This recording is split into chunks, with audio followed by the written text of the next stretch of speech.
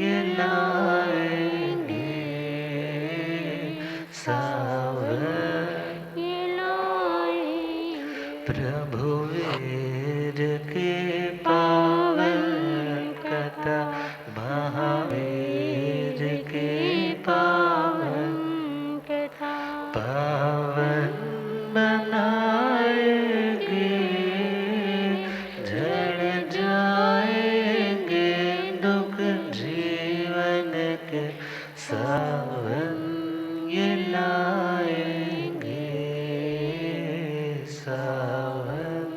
ये लाएंगे बिंदु से सिंधु ने की सुंदर कहानी है, सुंदर कहानी है, सुंदर।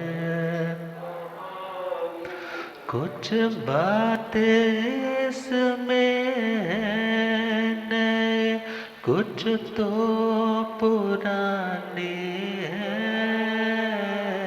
कुछ तो पुरानी है, कुछ तो मंजिल से जो भटके, उन्हें मंजिल से जो भटके, उन्हें रास्ता दिखाएंगे, झड़ जाएंगे दुख जीवन के सावन, ये लाएंगे सावन।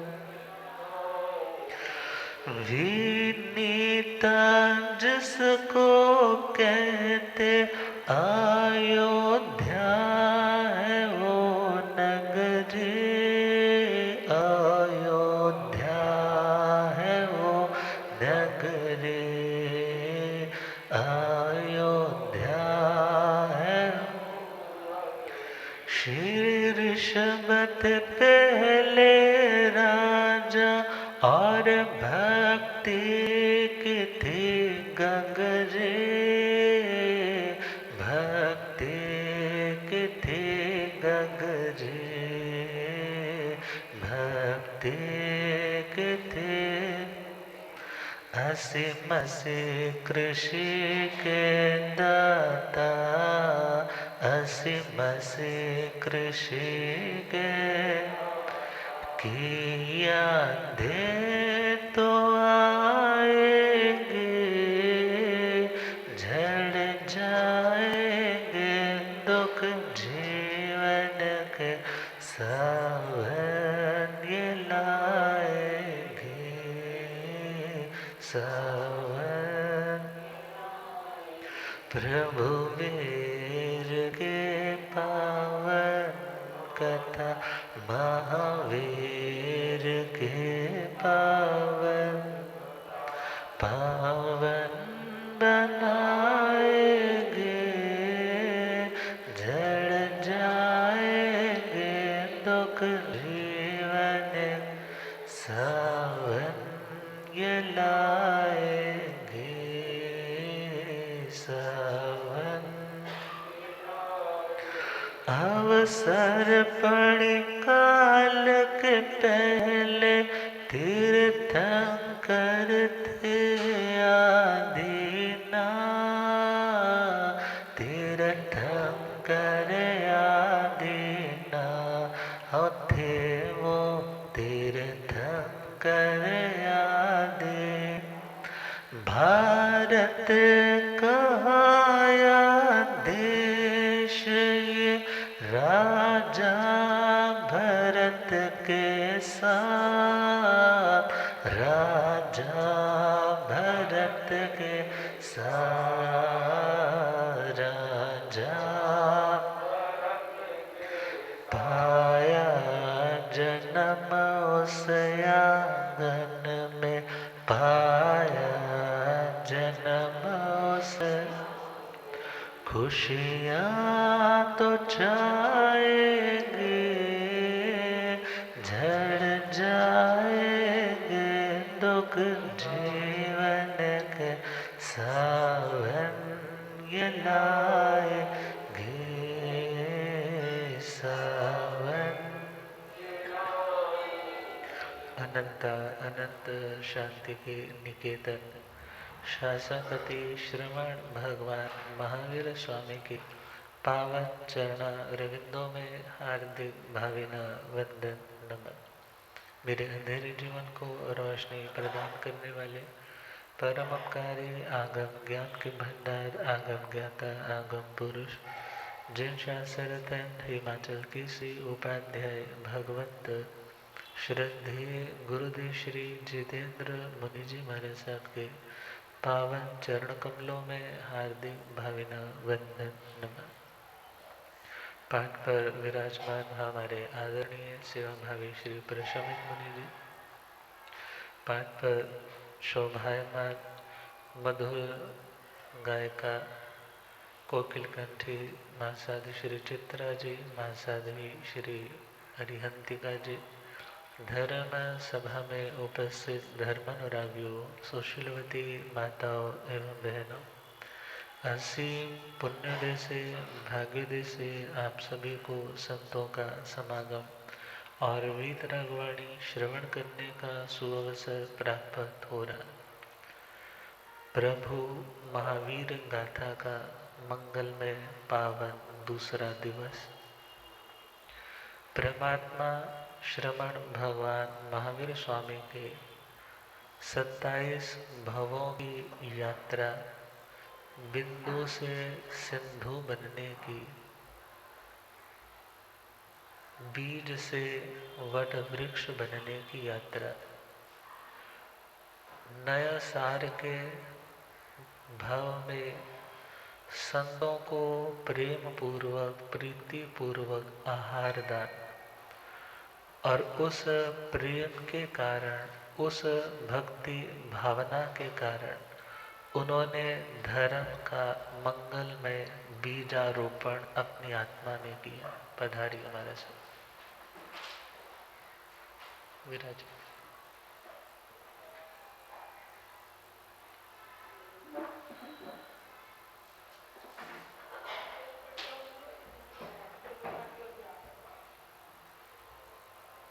पीछे लगा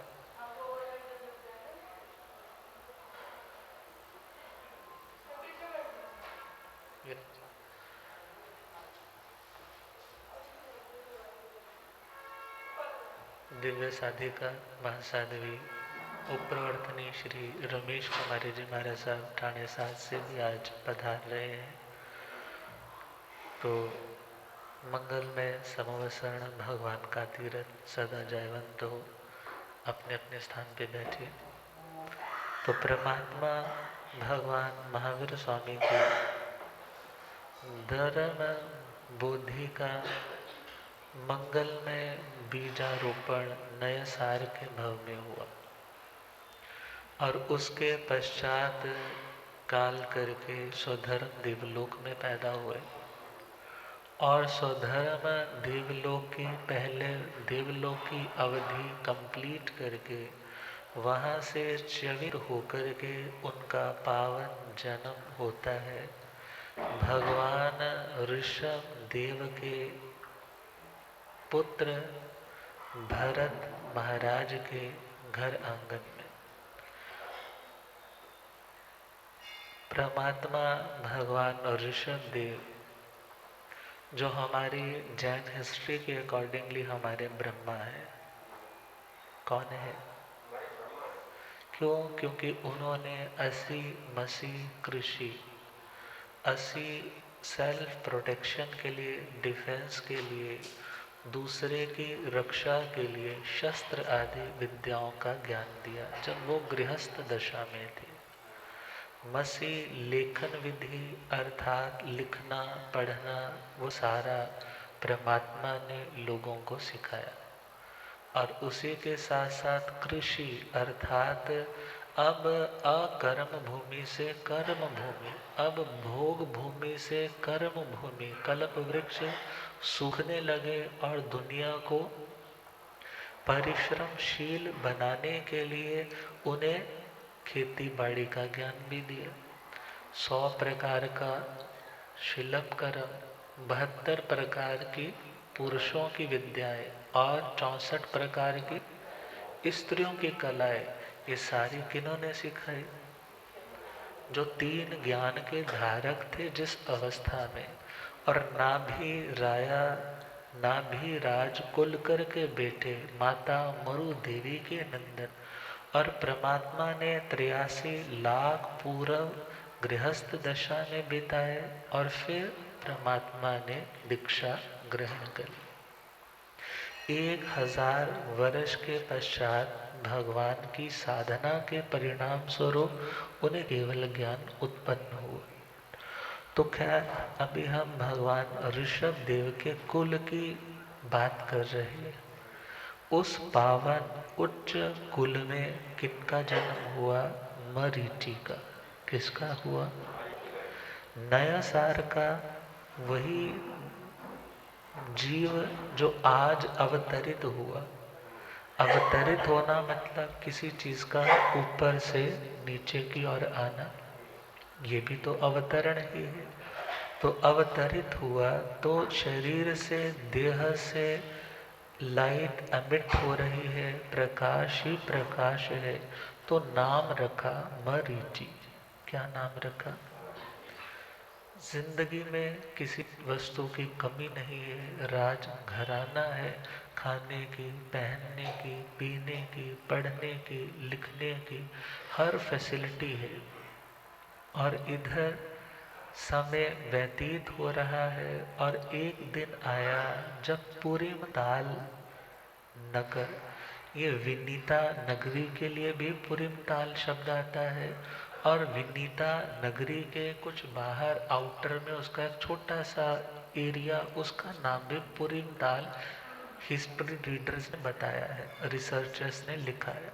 तो उस पुरीम ताल नगर में शकट मुख उद्यान, उद्यान मीन्स बगीचा, और उसका नाम शकट मुख उद्यान में परमात्मा भगवान ऋषभ देव, जिन्हें भी केवल ज्ञान प्रकटा नहीं था, अभी केवल ज्ञान प्रकटा नहीं था, मगर 1000 वर्ष कंप्लीट होने पे, 4 घाती कर्म क्षय होने पे उन्हें केवल ज्ञान, केवल दर्शन की प्राप्ति।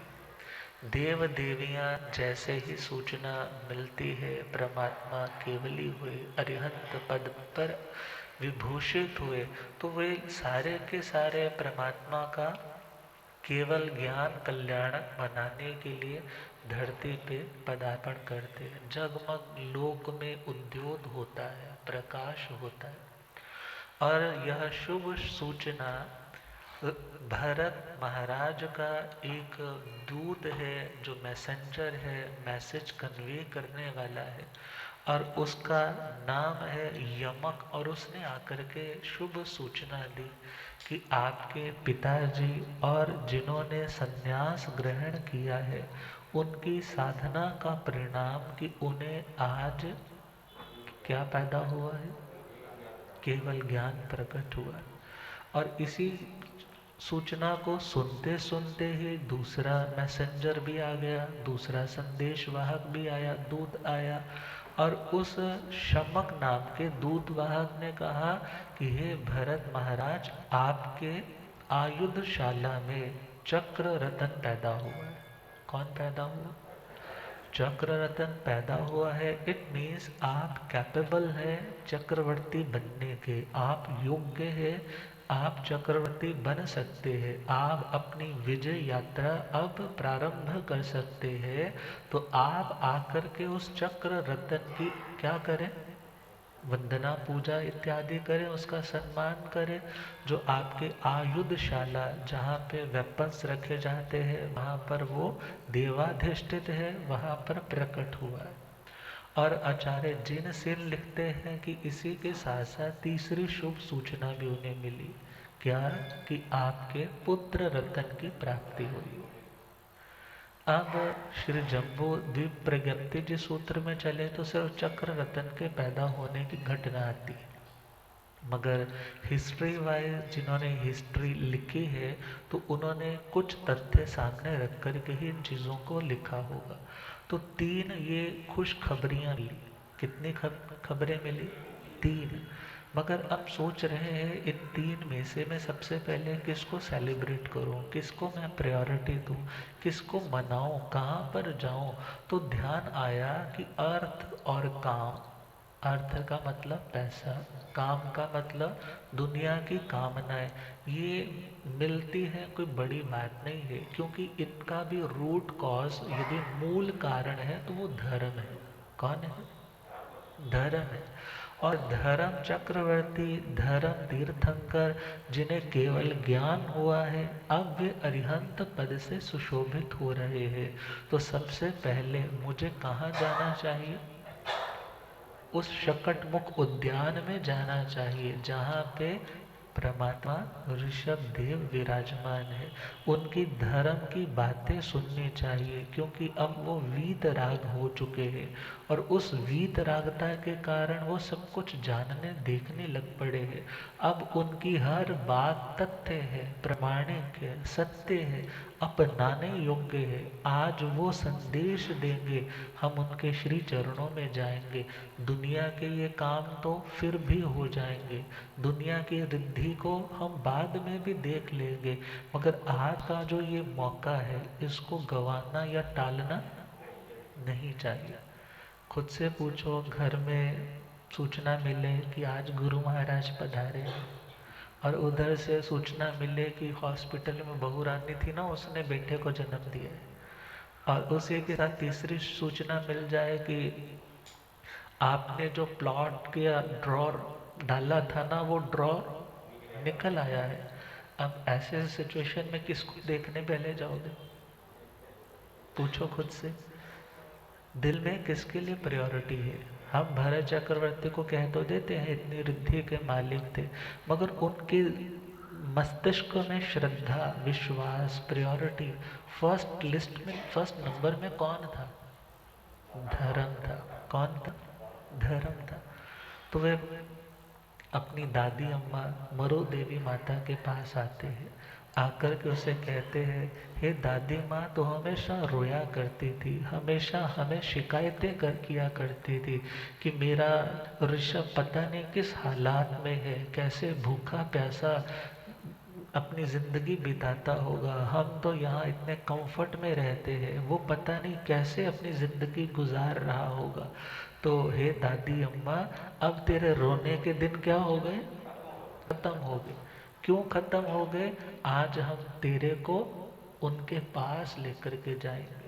अब मन ही मन वो सोचती है कि मैं आज तक कितनी मिन्नतें करती थी कि मुझे ले चलो, मैं अपने ऋषभ को ढूंढने कितने जंगलों में भी गई, मगर मेरे को वो दिखाई, और मैं हमेशा आंसू बहाया करती थी और गुनगुनाया करती थी, ओ मैं ता ढूंढ ढूंढ थक गया ओ जाड़ा, वे ढूंढा तेनों केड़े जंगली, ओ मैं ता ढूंढ ढूंढ थक गया ओ जाड़ा, ढूंढा तेनों केड़े,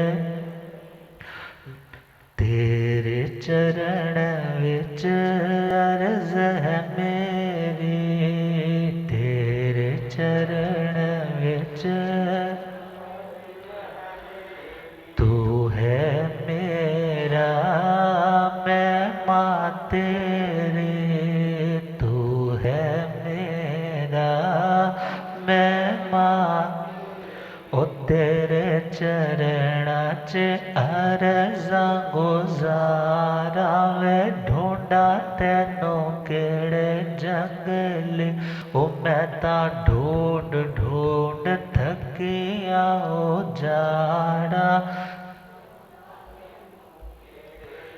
गम दी नदी विच रोड़ ना सानो, गम दी नदी विच पाके प्रीता छोड़ न सानो, पाके प्रीता छोड़ न, तेरे अगे यो मिन्नता गुजारा, ढूंढा तेनों केड़े जंगले, ओ मैं तां ढूंढ ढूंढ थकिया ओ जाड़ा, वे ढूंढा तेनों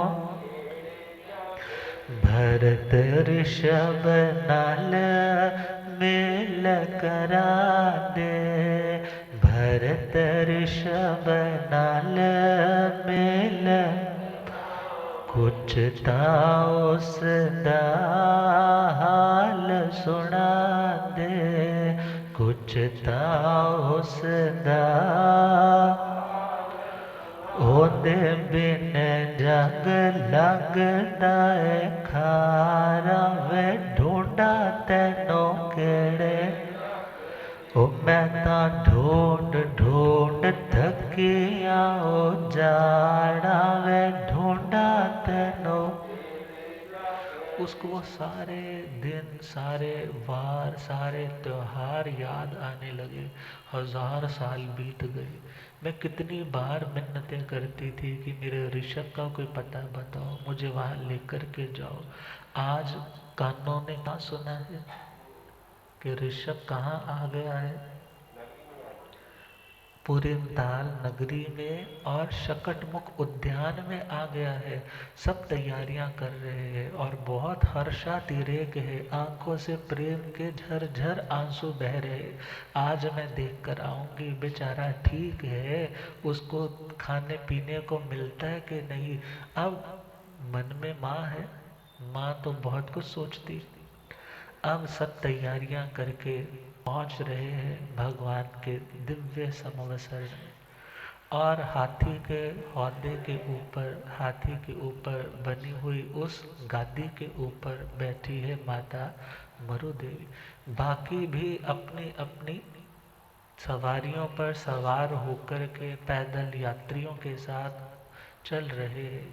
और जैसे ही वो स्थान आया और माता मरु देवी ने क्या देखा, अरे इतना दिव्य प्रकाश, इतना प्रकाश कहाँ से। और देखा कि सेंटर में स्फटिक के सिंहासन पर कौन बैठा है, मेरा ऋषभ। और हजारों की जनता उन्हें घेर करके बैठी। देवी देवता छत्र, 3 छत्र अधर में लटक रहे हैं, चंवर ढुलाए जा रहे हैं।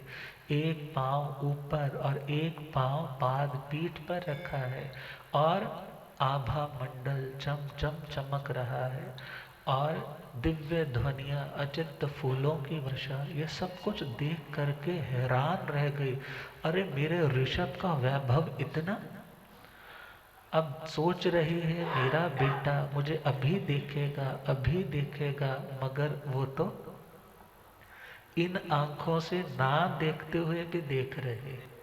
कैसे देख रहे हैं? क्योंकि वो सर्वज्ञ है, केवल ज्ञानी है।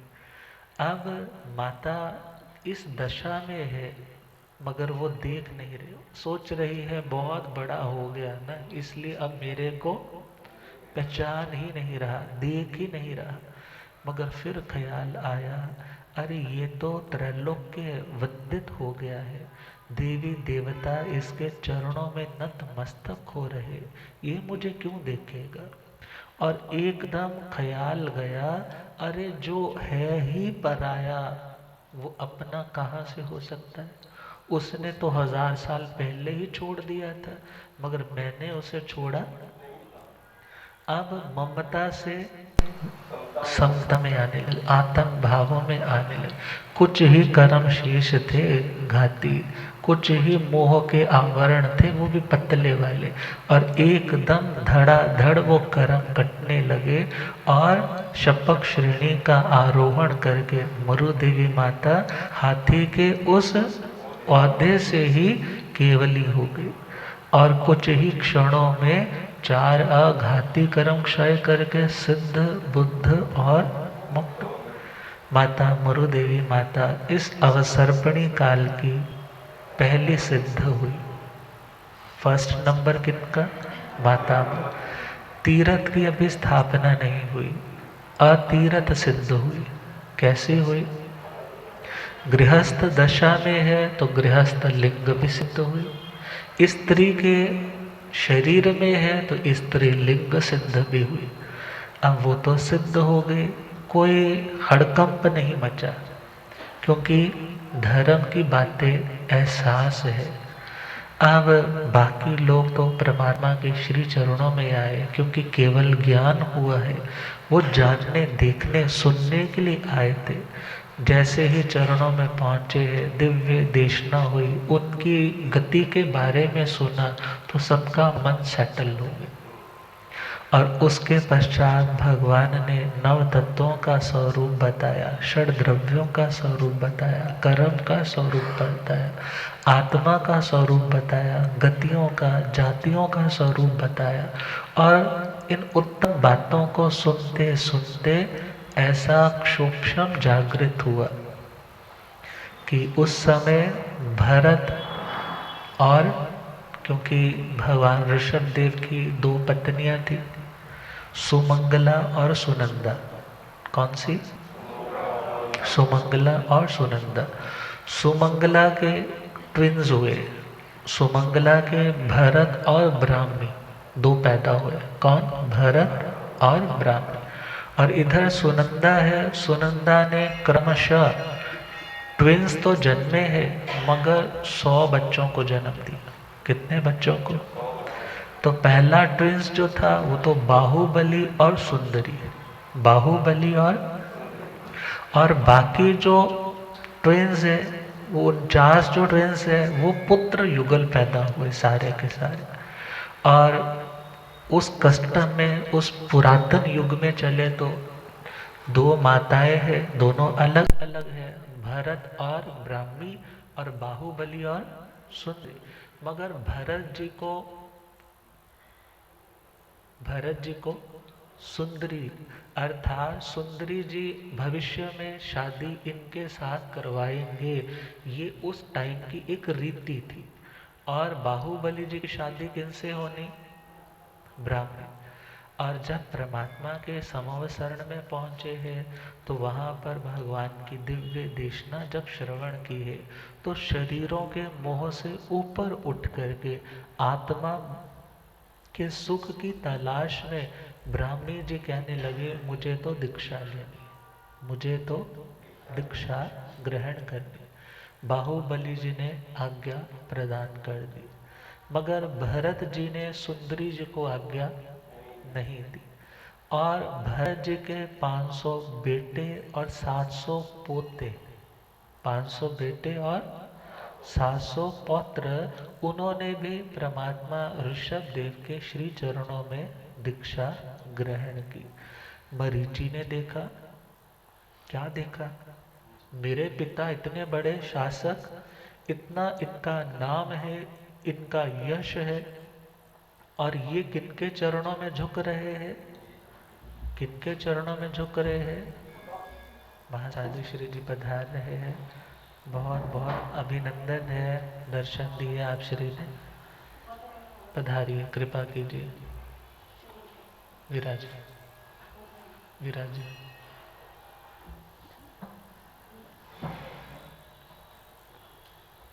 दिव्य साधिका उपप्रवर्तनी महासाधु श्री रमेश कुमारी जी महाराज साहब ने भी अपना मंगलमय सानिध्य हमें दिया है, तो बहुत बहुत इनका भी अभिनंदन है।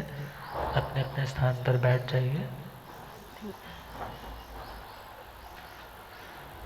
तो परमात्मा के श्री चरणों में किसने मस्तक रखा है? भरत जी ने भी रखा, बाहुबली जी ने भी शीश झुकाया, सारा परिवार चरणों में नतमस्तक हो रहा है। और भी बड़ी बड़ी जितनी पर्सनैलिटी वाले लोग हैं वो भी उनके चरणों में झुक रहे हैं। बच्चे को तो यही देखना होता है ना, बच्चा क्या जज करता है? पेरेंट्स जिसको रिस्पेक्ट दे रहे हैं मीन्स वो बंदा अच्छा है, और जिसको रिस्पेक्ट नहीं दे रहे, अब सपोज करो आप गुरु महाराज के आए, गुरु महाराज को आपने बहुत अच्छे से वंदना की, मगर जैसे ही लौट करके वापस नीचे उतरे तो गाड़ी में जा करके गुरु महाराज की निंदा करने लग पड़े। क्या करने लग पड़े? वो तो बने फिरते हैं, आजकल तो बहुत खुले हो गए हैं, ऐसा है वैसा है। और बच्चा क्या सुन रहा है? अब बच्चे के माइंड की प्रोग्रामिंग क्या हो रही है कि संतों के आना अच्छी बात, ये आते तो हैं क्योंकि इनका एक कल्चर बना हुआ है, मगर जब अच्छे नहीं है फिर जाने की जरूरत। मगर यदि आप उत्तम भावों से सामने और पीठ पीछे भी एक सिमिलर सम्मान भाव देते हो अपने गुरुओं को, तो बच्चों पे असर क्या आएगा? हमें भी जाना चाहिए स्थानक, हमें भी उनके श्री चरणों में आना चाहिए। और एक क्वेश्चन आ जाता है कि आजकल यूथ क्यों नहीं आता? उसका मेन बेसिक रीज़न, पहला पॉइंट यही है क्योंकि जिन्होंने इतने सारे साधु सतियों को देखा है, कभी किसी की कोई कमी देख ली, कभी किसी की, फिर डिस्कशन किया और फिर बच्चों को कहते हैं तुम भी चलो ना स्थानक। वो बोलते हैं आप जिनकी रिस्पेक्ट मुंह पे करते हो, पीठ पीछे उन्हीं की आप क्या करते हो? इंसल्ट करते हो। फिर ऐसी डाइकोटमी, ऐसी द्विरूपता से हमें कोई फायदा नहीं है। और दूसरा पॉइंट, जब बच्चों में अपने कोई कमी होती है तो वो सोचते हैं हम जाएंगे, वो रोकेंगे, समझाएंगे, हम सुधरने वाले तो है नहीं, फिर वाई टू गो देयर, क्यों जाए? तो खैर, मरीचि ने क्या देखा? मरीचि पे किसका असर आया? फैमिली के सभी बड़े लीडर्स ने उनके चरणों में नतमस्तक होकर के वंदन किया, उनकी बात को बड़े गौर से सुना, सीखा। तो उसके मन में आया, अरे सच्चा वैभव तो इनका है, हमारे पास इतना कुछ है मगर इतना कुछ होने पर भी हम किनके चरणों में झुक रहे हैं? इनके चरणों में। इसका मतलब ये बड़ी पर्सनैलिटी है, तो मेरे को भी ऐसा बनना है। बच्चे अपने गोल सिलेक्ट करते हैं, जिस चीज़ को आप ज़्यादा अप्रिशिएट करते हो वो वैसा बनना चाहते हैं। अब वो कहने लगा कि मुझे भी परमात्मा के चरणों में क्या लेनी है? दीक्षा। तो मरीचि जो भगवान का ही जीव, नए सार की भूमिका प्रारंभ हुई थी देवलोक से, आज मरीचि बना है और आज क्या ग्रहण कर ली भगवान के चरणों में? दीक्षा अंगीकार कर ले।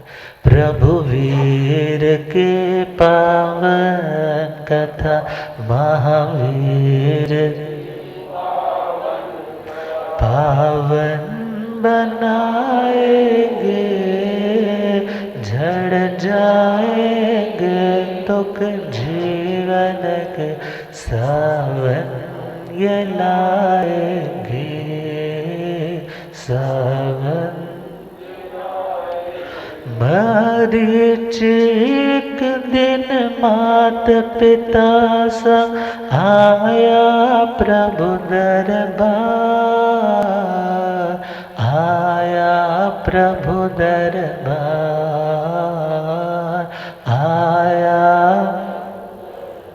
दाता को केवल ज्ञान हुआ, पर दादे का उद्धार, पर दादे का उद्धार, पर दादे। धारा संयम का बाणा, धारा ओ किस्मत जाग जाएगे, झड़ जाएंगे दुख जीवन के, सावन ये लाएंगे, सावन। पढ़ते हुए बढ़ते हुए बनते ज्ञानी ध्यानी, बनते ज्ञानी ध्यानी, बनते ज्ञान। एक दिन जागा चारित्र मोह करते हैं मन माने, करते हैं मन माने, करते। परिव्राजक की जिंदगी, परिव्राजक की, उन्हें रास आएंगे, झड़ जाएंगे दुख दुख जीवन सावन्य लाएंगे सा। मरीचि ने भव्य शुभ भावों के साथ परमात्मा ऋषभ देव के चरणों में दीक्षा तो ले ली। स्थविरों से ऋषभ सेन इत्यादि गणधरों से वाचनाएं भी ले रहे हैं, पढ़ रहे हैं और अध्ययन करते करते खूब ज्ञानी ध्यानी भी बन गए। बहुत संयम में विवेक रखते, मगर कर्म कब उदय में आ जाए। बड़े बड़े ऊंची ऊंची करनी वाले भी पतित हो जाते हैं। चारित्र मोह और दर्शन मोह, ये दो भेद है मोहनीय कर्म के। दर्शन मोहनीय कर्म उदय में आए तो व्यक्ति की श्रद्धा जाती है। क्या जाती है? श्रद्धा, विश्वास, रुचि, इंटरेस्ट, इंक्लिनेशन। धर्म के प्रति जो आज तक सम्मान बुद्धि थी वो खत्म होने लग जाती है ड्यू टू दर्शन मोहनीय कर्म। और चारित्र मोहनीय जब उदय में आता है तब व्यक्ति की इम्प्लीमेंटेशन, आचरण, वो धर्म के अनुरूप नहीं रह पाता, धर्म के अकॉर्डिंगली नहीं रह पाता। तो उनका दर्शन मोहनीय कर्म उदय में नहीं। कौन सा कर्म उदय में? अभी चारित्र। उन्हें लगा ये जिंदगी बहुत टफ है, बहुत हार्ड है, नंगे पांव चलना और भिक्षा के लिए घर घर में जाना, इतनी गर्मी पड़ती है, केश लोच भी होता है।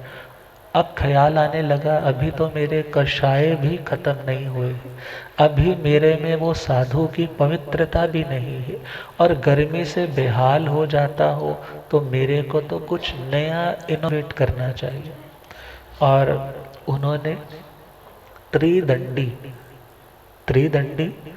क्या सोचा कि मैं मन वचन काया के द्वारा जीवों को दंड देने से अभी तक खुद को रोक नहीं पाया हूँ, अभी तक खुद को रोक नहीं पाया हूँ, बट मैं प्रतीक रूप में, एक सिंबल रूप में 3 दंड, अर्थात जैसे एक स्टिक है उसके ऊपर ऐसे 3 बने हुए हैं, ऐसा दंड धारण करूँगा खुद को रियलाइज करवाने के लिए कि मुझे इन मन वचन काया के माध्यम से किसी जीव को दंडित नहीं करना।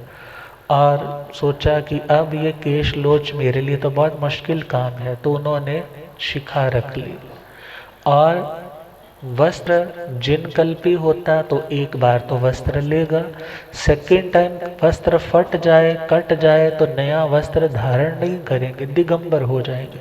और स्थविर कल्प में यदि एक बार कपड़ा पुराना हो गया, कट गया, चुरा लिया गया, चतुर्मास के अलावा का वक्त है तो वो अपना कपड़ा दोबारा से ग्रहण कर सकते। मगर मेरे अंदर तो वो भी योग्यता नहीं, मेरे तो कषाय खत्म नहीं, मेरे अंदर तो वीतरागता नहीं, तो मैं वाइट कपड़ा भी धारण करने के योग्य। तो उन्होंने कषाय, कसैल्य रंग का, गेरुए रंग का कपड़ा धारण कर लिया और मस्तक पे चंदन का लेप, छत्र भी धारण कर लिया, पाँव में खड़ाऊं भी धारण कर ली, कमंडल भी ले लिया और थोड़े से परिमित जल से देह शुद्धि इत्यादि को भी उन्होंने अपना लिया।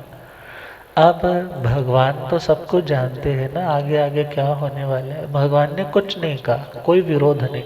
छोटे साधु उछल कूद करते होंगे, भगवान का कौन है, ये पोता है ना, तभी भगवान इसको कुछ कह नहीं रहे।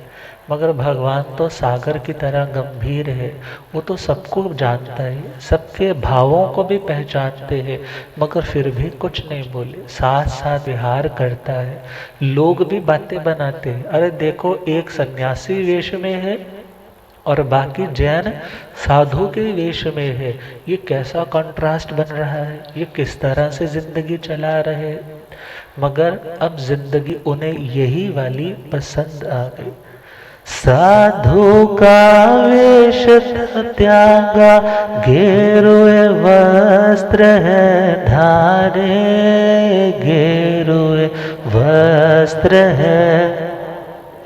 श्रीदंडी हाथ कमंडल चंदन तिलक छत्र धारे चंदन तिलक छत्र धारे पैरों में पहन खड़ाओ पैरों में ओ जिंदगी मोड़ लाएगे प्रभु वीर के पावन कथा पावन बनाएगी पावन।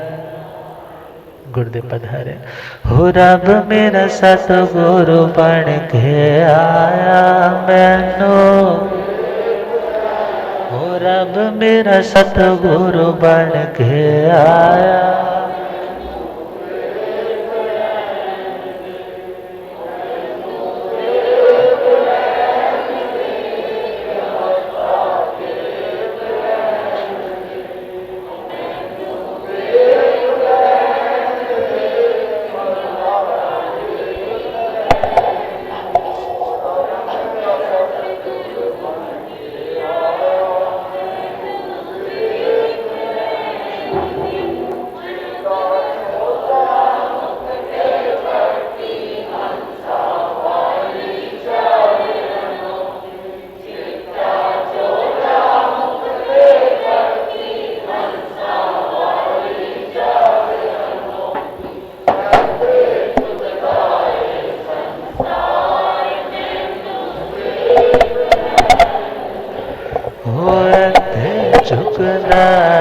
संसार मैनो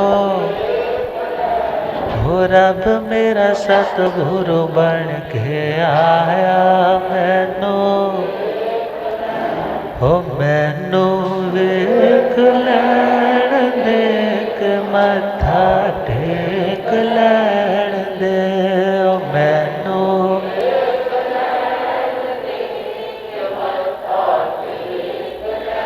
हो रब मेरा सतगुरु बन के आया मैनू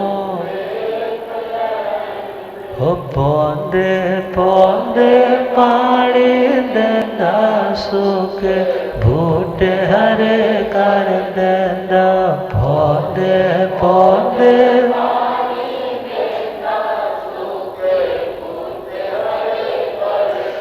केड़ा माली बन के आया मैनू हो रब मेरा सतगुरु बन के आया मैनू बोलिया गंग्याता गंपुर जिला सरदंडी माचल के श्री उपाध्याय भगवंत श्रद्धे गुरुदेव श्री जितेंद्र मणि जी। तो मरीचि जिन्होंने साधु का वेश त्याग दिया और कौन सा वेश धारण कर लिया? सन्यासी का। मगर अभी भी श्रद्धा धर्म के प्रति पूरी है। वेश बदला है मगर अंदर के भाव नहीं गए। भावना से तो अभी भी वो खुद को कोसते हैं कि मैं सही नहीं कर पा रहा, और उनके चरणों में जब कोई आता है, क्योंकि उनके पास भी बैठने की क्यूरियोसिटी होती है कि इन्होंने एकदम से इस कॉस्ट्यूम से इस कॉस्ट्यूम में कैसे शिफ्ट कर लिया। अब बातें उनकी सुनते हैं तो लोग प्रभावित होते हैं। पुण्यवान तो है ही, पूर्व जन्म का पुण्य लेकर के आए। और यदि किसी को उनके द्वारा बताए गए नव तत्वों की बातें सुन करके वैराग्य होता और कहते हमें दीक्षा दे दो, बोले मेरे पास दीक्षा नहीं। किनके पास लो दीक्षा? भगवान ऋषभ देव के चरणों में। उनके श्री चरणों में लोगे तो आत्मा का कल्याण जरूर होगा। मैं तो अभी खुद पूरा पाल नहीं पाया। तो उत्तम इन शिक्षाओं के कारण, इन उत्तम भावनाओं के कारण, धर्म की प्रभावना करने के कारण वो अपने आने वाले भविष्य की योजना को सुरक्षित कर रहे। अर्थात तीर्थंकर बनने के लिए जो काम करने चाहिए उसमें जिन शासन की प्रवचन की प्रभावना भी एक कारण आता है। देते धर्म की शिक्षा तीरथ से जोड़ते, तीरथ से जोड़ते, तीरथ से शुभ निर्मल उत्तम भावों से कर्मों को तोड़ते, कर्मों को ते कर्मों, जिन शासन की प्रभावना, जिन शासन की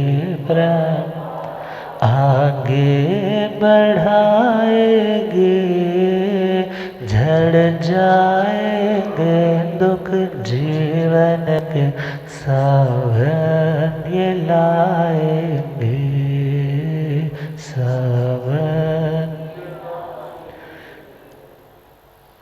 और समय बीत रहा है, भगवान की आज्ञा में लोगों को लाने की प्रेरणा बहुत जबरदस्त दे रहे हैं। और वो दिन आया जब भरत महाराज 60,000 वर्ष की लंबी अवधि विजय यात्रा की कंप्लीट करके, विजयी होकर के 6 खंडों के अधिपति बनकर के लौटे हैं विनीता नगरी। और महोत्सव चला है, परमात्मा के श्री चरणों में जाने की भावना में। साथ में किसको लेकर के जाना है? सुंदरी। क्या लेकर के जाना है? अब घर जब लौटे हैं तो पूछा कि सुंदरी कहाँ पर है? तो जब देखा पहचान ही नहीं पाए। पूछा इसे क्या हो गया? कहने लगे महाराज आपने दीक्षा की आज्ञा नहीं दी। इन्होंने तभी से निरंतर आइमिल तपस्या शुरू कर दी। कौन सी तपस्या? 60,000 वर्ष तक लगातार आइमिल तपस्या। शरीर कभी जो हृष्ट पुष्ट लगता था, अब शरीर की वो रौनक, वो रंगत, वो सुंदरता दिखाई नहीं दे रही। आत्मा तो सुंदर हो गई, मगर ये बाहर का ढांचा, ये बाहर की चमड़ी अब ज़्यादा सुंदर नहीं लग रही, शोभाहीन सी। भरत ने पूछा क्या तुम्हारा मन दुनिया से उदासीन है, दीक्षा लेना चाहती हो? बोले जी मैं घर में रहना नहीं चाहता। तो परमात्मा के श्री चरणों में उनकी भी दीक्षा होती। और वो समय भी आता है, परमात्मा बताते हैं कि आने वाले भविष्य में ये व्यक्ति वासुदेव होगा, ये ऐसा बनेगा। तो उन्होंने एक प्रश्न रखा कि भगवान क्या ऐसा भी कोई है जो आपके जैसा बन सके? कैसा? चक्रवर्ती बनना बड़ी बात थोड़ी है, वासुदेव बनना बड़ी बात थोड़ी है, तीर्थंकर बन सके कोई ऐसा है? तो परमात्मा उसका क्या आंसर करते हैं, कौन है, क्या क्या बनेगा, वो सुन करके कैसे अभिमान के शिखरों पे पहुंच करके नीच गोत्र बांधेंगे, तो उसके बारे में कल सुनेंगे। हम गुरुदेव कृपा करेंगे। इन्हीं भावों के साथ ओम शांति।